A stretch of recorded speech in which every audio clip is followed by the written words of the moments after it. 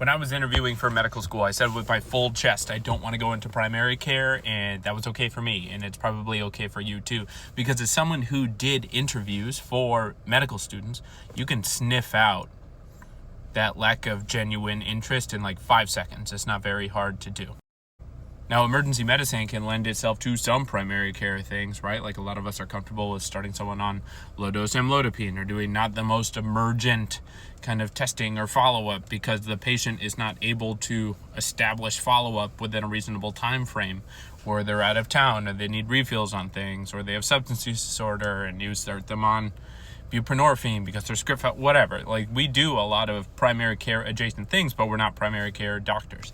So when I was asked that question from a school or whatever and be like, we have a high interest in primary care, I wouldn't feign interest in being a pediatrician or a family medicine doc. I never wanted to do that, but I would answer the question in a way that was still genuine, right? Like, although I don't have a personal interest in outpatient primary care, here are some things that I can do to help my colleagues in that setting.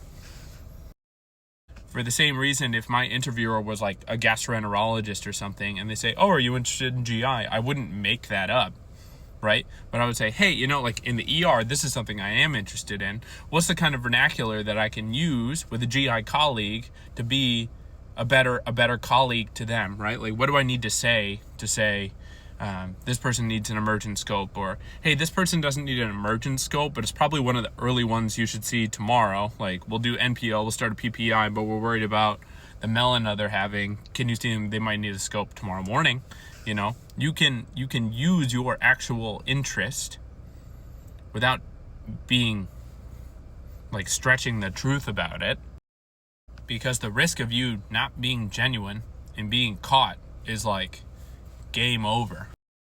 And this applies to a lot of other things that prospective medical students might have interviews on, right? Like, there were some research projects that I did in undergrad and during my master's I did not care about. It was a means to get to the next thing, right? I was not that jazzed about all the Western blots that I did, and I didn't pretend to love that.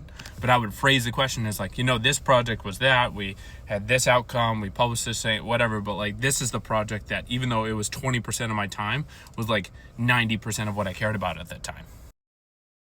In general, if you're trying to go into medical school or PA school or whatever, being fully authentic and honest will never be the wrong answer.